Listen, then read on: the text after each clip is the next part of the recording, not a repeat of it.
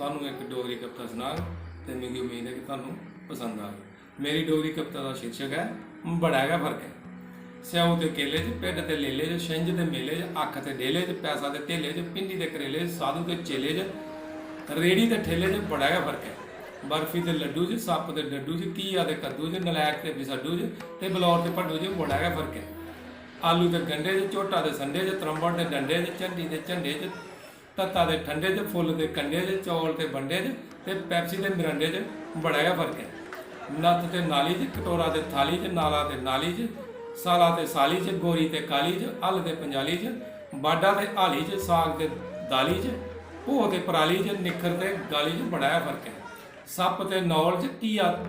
ते पड़ोल च बंड ते चौल च डीजल ते पेट्रोल च पीपा ते कोल च चेहर ते तौल च मजाक ते मखौल च बड़ा है फर्क है। भूत ते डैन च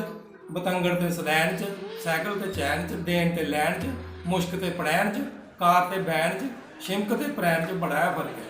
थाना ते जेल च बस ते रेल च असली ते खेल च नत्थ ते नकेल च साबुन ते तेल च भूत ते चड़ेल च चिर ते सवेल च ते दोनी ते क्रिस गेल च बड़ा है फर्क है। घड़ा ते राड़े च रवारा ते लाड़े च रस्सी ते नाड़े च तगड़ा ते माड़े च थुआड़ा ते साड़े च धमकी ते दाड़े च बाग ते बाड़े च फिक्का ते गाड़े च रास ते अखाड़े च बड़ा गै फर्क है।